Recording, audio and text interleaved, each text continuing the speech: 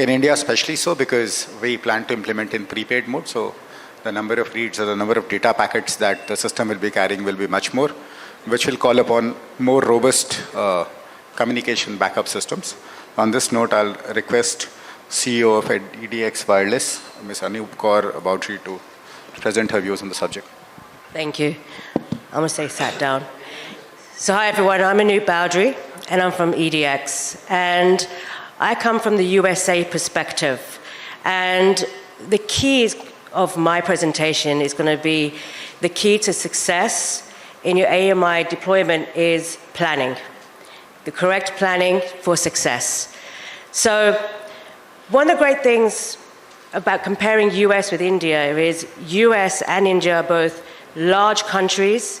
You have a multitude of different landscapes, terrain, in which you can take the lessons from each other. Oh, do I need to stand there to do the presentation? I have to run it from there. Let me go there. Sorry.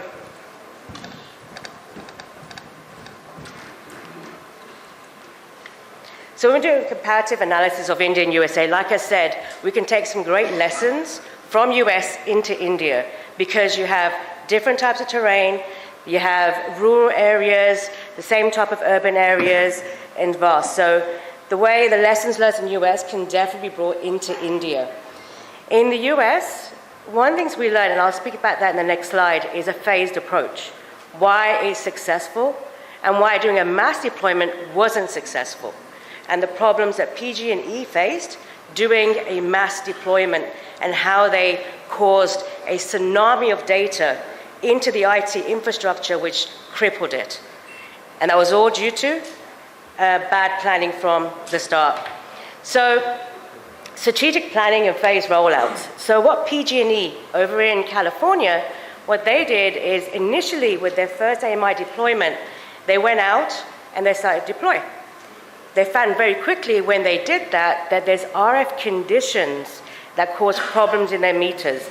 They had interference, they had obstructions due to high buildings. They went into San Francisco and Oakland, and they found very quickly that that wasn't working because the meters were delayed in signaling back or they were not signaling back.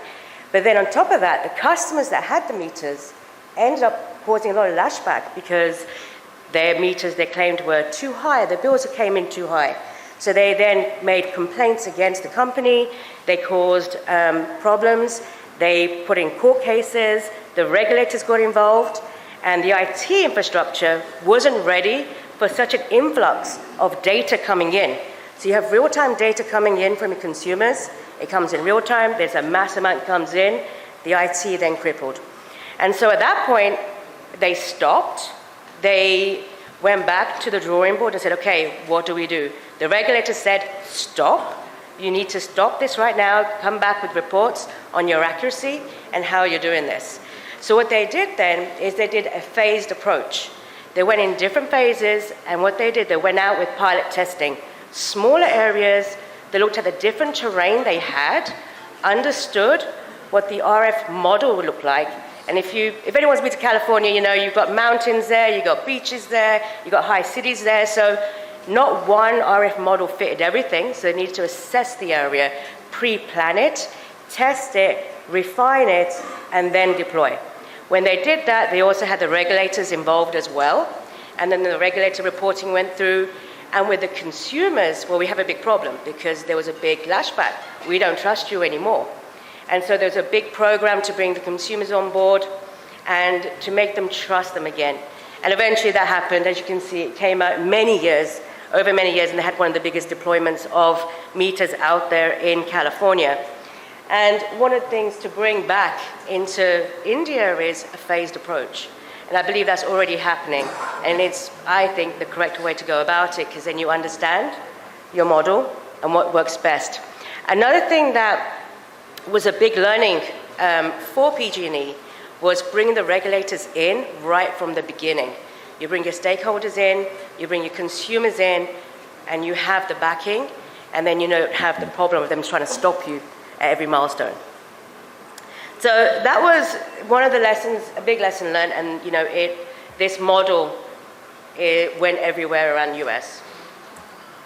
The next thing that was very interesting is hybrid connectivity.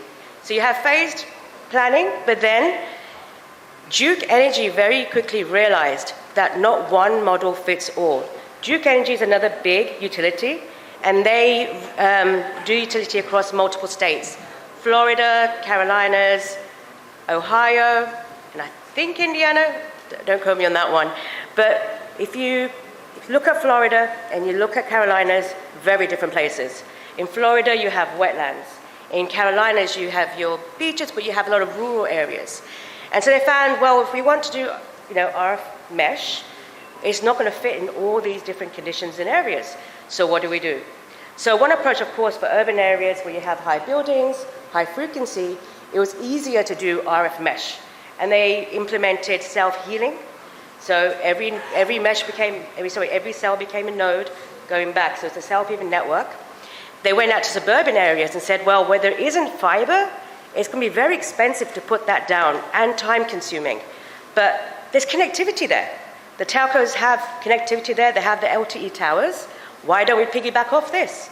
And that's what they did. And they implemented IoT there as well, and they were pretty successful. Then they had the rural areas, which is in America, they're far between and they're long range, same as what you'd have in India. And in those areas, again, the problem is, okay, there's no connectivity out there really. There's no fiber there. You can't put fiber there. It's too expensive, too much manpower. So what do? Well, already they had an infrastructure for power lines.